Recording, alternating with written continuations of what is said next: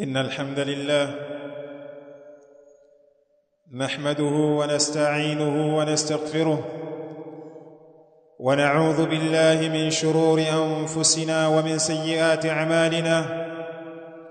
من يهده الله فلا مضل له ومن يضلل فلا هادي له، واشهد أن لا إله إلا الله وحده لا شريك له، واشهد ان محمدا عبده ورسوله صلى الله عليه وسلم.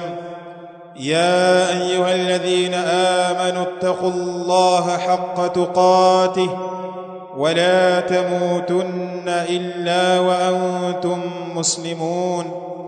يا ايها الناس اتقوا ربكم الذي خلقكم من نفس واحده وخلق منها زوجها وبث منهما رجالا كثيرا ونساء، واتقوا الله الذي تساءلون به والأرحام إن الله كان عليكم رقيبا. يا أيها الذين آمنوا اتقوا الله وقولوا قولا سديدا يصلح لكم أعمالكم ويغفر لكم ذنوبكم، ومن يطع الله ورسوله فقد فاز فوزا عظيما. أما بعد، فإن أصدق الحديث كتاب الله، وخير الهدى هدى محمد صلى الله عليه وسلم، وشر الأمور محدثاتها، وكل محدثة بدعة، وكل بدعة ضلالة، وكل ضلالة في النار. أيها المسلمون عباد الله، أوصيكم ونفسي بتقوى الله عز وجل، فهي وصية الله للأولين والآخرين. يقول الله تبارك وتعالى في كتابه الكريم: ولقد وصينا الذين أوتوا الكتاب من قبلكم وإياكم أن اتقوا الله. إخوة الإيمان، فإنكم لا تزالون تنعمون بعشر مباركة، عشر ذي الحجة الأول، أفضل أيام السنة على وجه الأرض. إخوة الإيمان، ndugu zangu katika iman, فإنكم basi haikenu nyinyi, la tazalun, hamujaacha kuwa ni wenye kuendelea, tan'amuna bi'ashrin mubaraka, munaneemeka katika masiku haya 10 yaliyobarikiwa. Leo ikiwa ni tarehe 5 au mwezi 5 katika Dhulhijja, takriban siku 5 zimeshaondoka, zimebakia siku 5 na imebakia siku chache sana katika siku 5. Tunaneemeka katika siku hizi zilizobarikiwa ambazo ni ashri dhilhijjati alawwal, siku 10 au masiku 10 katika mwezi huu wa mfunguo 3, ambayo ni masiku 10 ya mwanzo. Masiku haya afdali ayami sana, ndiyo masiku yaliyokuwa bora zaidi katika mwaka mzima, ala wajhi al-ard, katika mgongo huu wa ardhi, tokea iumbwe mbingu na ardhi, masiku matukufu na bora zaidi hakuna kama masiku ambayo tuko katika ndani yake leo. Ibadallah, Allah jalla wa ala ameapia masiku haya, wal fajr wa layalin ashr, na hapa na alfajiri, na haya masiku 10 ya mfunguo 3. Na Allah subhanahu wa ta'ala hapi abathan, kwa mchezo tu, akiapia kwa kitu hicho kina thamani kubwa. Ndio maana Allah jalla wa ala akaapia na hizi siku 10 ambazo ni siku za mwanzo katika mfunguo 3.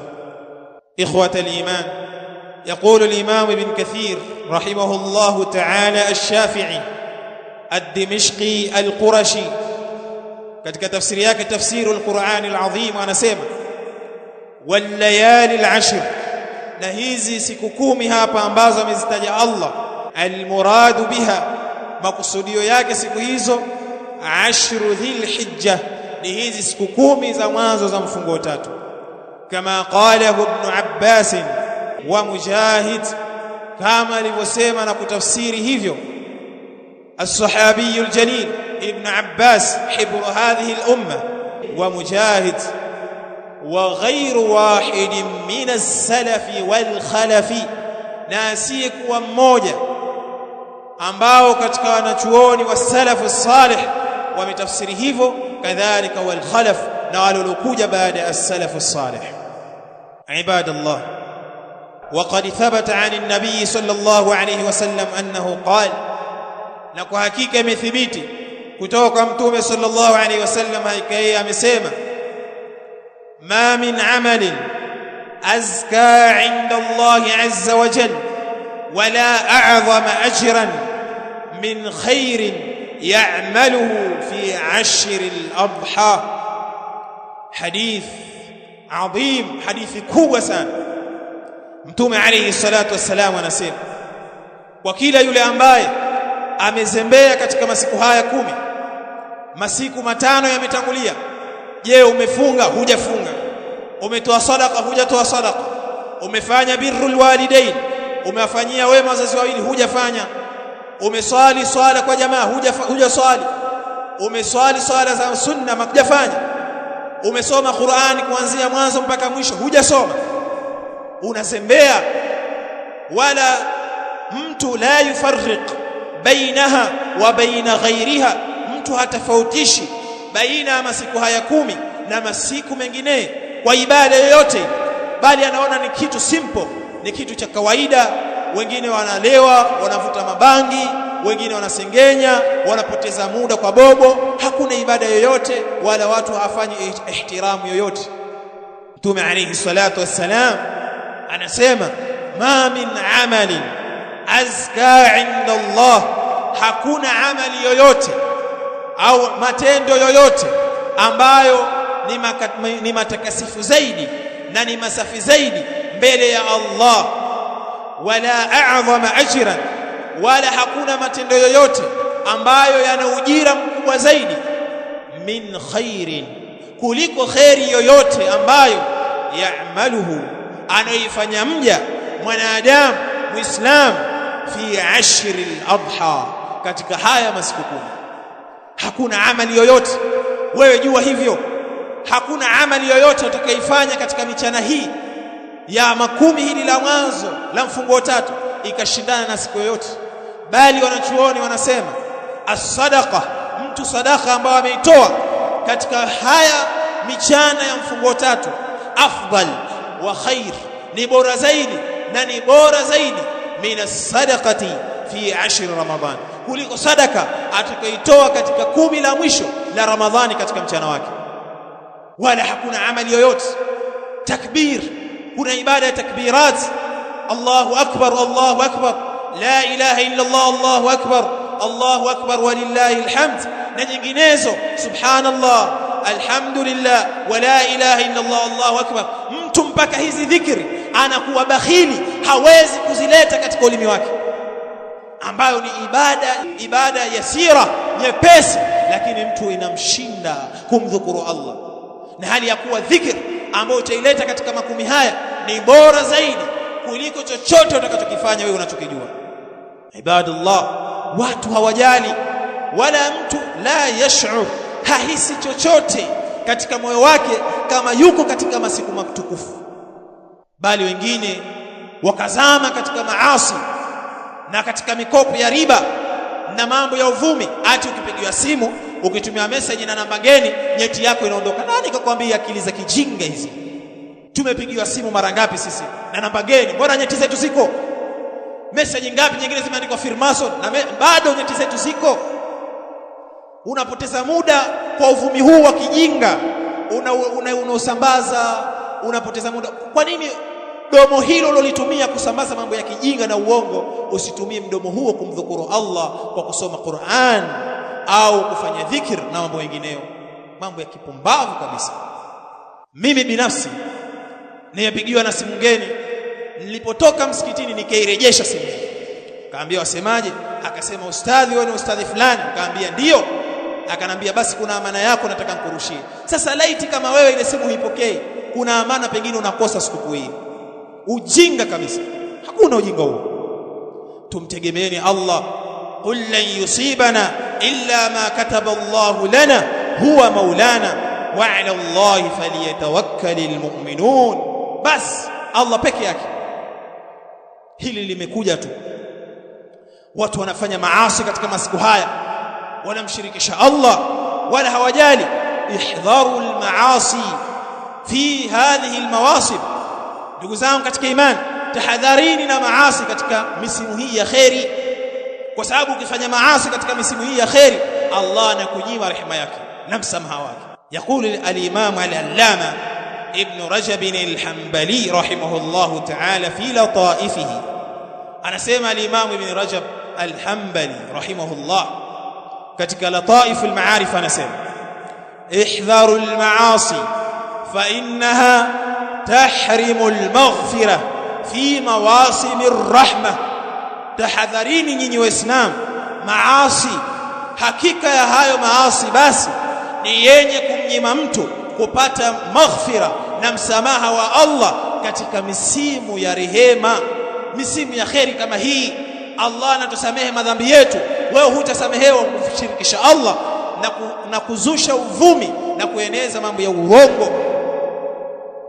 kadhalik Sheikh al-Islam wa mufti al-anam askanahu Allah ta'ala dar as-salam, Sheikh al-Islam ibn Taymiyyah rahimahullah al-Harrani, yeye anasema al-maasi fi al-ayyam al-mu'azzama wal-amkinati al-mu'azzama, maasi katika masiku matukufu kama haya na katika sehemu takatifu kama Makka na sehemu nyinginezo. Mambo haya ukiyafanya katika hizi sehemu takatifu na masiku takatifu, maasi tughalladhu ma'siyatuha, maasi yake yanakuwa makubwa zaidi, wa iqabuha, na adhabu yake inakuwa kubwa zaidi mbele ya Allah subhanahu wa ta'ala. Kisha akasema biqadri fadilati zamani wal makan, kwa kiasi ambacho utapata adhabu na kuwa na adhabu kubwa mbele ya Allah kwa kiasi ya fadhila ya zile zama, nyakati tukufu, kadhalika na sehemu tukufu kama vile Makka, al-Haram al-Makki wal-Madani. Mtu anafanya maasi katika sehemu ya Makka na Madina, huyu madhambi yake yanakuwa makubwa zaidi. Ikhwata al-iman, al-Imam Ibn Baz rahimahullah anasema, na hii ndio ilivyo halisia, sayyi'atul haram, kufanya kosa na dhambi katika al-Haram al-Makki, katika mfano Makka na sehemu takatifu, wa sayyi'atu Ramadhan, na kufanya dhambi katika mwezi wa Ramadhan, wa sayyi'atu ashri dhil-hijja, na kufanya dhambi katika haya masiku 10 ya mfungo 3 ya mwanzo, a'zam ithman, jambo hilo dhambi lake linakuwa kubwa zaidi, mina sayyi'ati fi ma siwa dhalik, kuliko kufanya dhambi katika masiku mengine yasiyokuwa haya. Kwa tutahadhari madhambi, tudumishe amani ya kutenda matendo mema na kufunga haya masiku kwa yule mwenye kuweza, kuanzia tarehe 1 mpaka tarehe 9, na kama huwezi at least Jumatatu na Alhamisi zake usikose kufunga, na kama huwezi hivyo basi ala alaqal, kwa uchache ni aibu kwa Muislamu kutokufunga siku ya Arafa ambayo itakuwa ni siku ya Jumanne. Wa Tanzania wote au naweza kusema dunia mzima mara hii watafunga siku moja ambayo ni siku ya Arafa. aqulu ma tasma'un wa astaghfirullah. Alhamdulillahi rabbil alamin, sallallahu ala nabiyyina Muhammad wa ala alihi wa sahbihi ajma'in ومن تبعهم بإحسان إلى يوم الدين وسلم تسليما كثيرا. أما بعد، عباد الله إخوة الإيمان، ما جاء في فضل صوم يوم عرفة، yale yaliyokuja kuelezea utukufu wa kufunga siku hii ya Arafa. Wa Aisha radhiyallahu anha qalat, kutoka kwa mama Aisha Allah miradhi amesema, ma min as-sanati yawmun asumuhu ahabba ilay min an asuma yawma arafata, anasema ma min as-sanati yawmun, hakuna siku yoyote mwaka mzima ambayo asumuhu, nitaifunga siku hiyo, ahabba ilayya, ikawa inapendezesha zaidi na inapendwa zaidi kwangu mimi, min an asuma yawma arafata, kuliko kufunga siku ya Arafa. Hii siku mimi inanipendezesha zaidi kwangu kuifunga siku ya Arafa. Wa fi alhadith almarfu' inda Muslimi fi sahihi, na katika hadithi ambayo almarfu' ambayo amepokea Imam Muslim katika sahihi yake, Mtume alayhi salatu wassalam qala, amesema siyamu yawmi arafata ahtasibu ala Allah an yukaffira as-sanata allati qablahu was-sanata allati ba'dahu, kufunga siku ya Arafa natarajia mbele ya Allah ifute madhambi makosa ya mtu aliyoyafanya mwaka ambao uliotangulia na mwaka unaokuja. Mwaka uliotangulia ndio huu mwaka 1447 Hijiria, unafuta madhambi hayo, na mwaka unaotangulia ambao itakuwa ni mwaka 1448 Hijiria, Allah anakufutia madhambi ya miaka miwili. Takfiru sayiat, kufutiwa madhambi miaka miwili. Nani anaiacha dhahabu hii na fursa hii adhima? Kadhalik inda Muslim, vile vile Imam Muslim pokea hadithi hiyo hiyo, wasuila an-nabii sallallahu alayhi wasallam, aliulizwa Mtume sallallahu alayhi wasallam an sawmi yawmi arafata, kuhusiana na kufunga siku ya Arafa. Faqala, akasema Mtume alayhi salatu wassalam, yukaffiru as-sanata al-madiyah wal-baqiyah, inafuta madhambi hiyo saumu ya Arafa, madhambi ya mwaka uliotangulia na madhambi ya mwaka unaokuja. Ikhwata al-iman, wa haniyan liman sama hadha al-yawm, pongezi ni kwa yule na khairi ni kwa yule ambaye atakayefunga siku hii.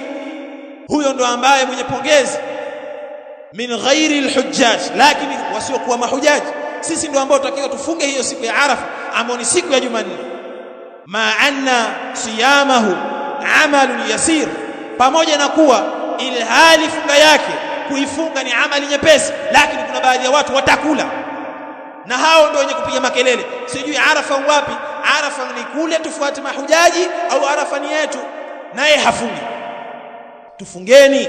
Fa aina almushammirun, wako wapi wenye kujitahidi lihadha alajri alkabir jiddan, kwa ujira huu uliokuwa mkubwa sana? Wako wapi ambao watafunga siku hii bisiyami hadha alyawm, kwa kuifunga siku hii?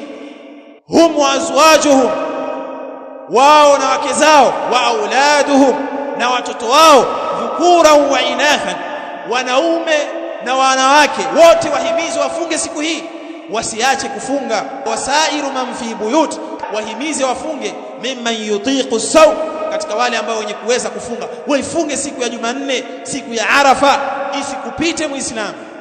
Rabbana atina fid dunya hasanatan wa fil akhirati hasanatan wa qina adhaban nar. Allahumma ighfir lana wa liwalidina wa li jami'il muslimin برحمتك يا أرحم الراحمين. وصلى الله على نبينا محمد وعلى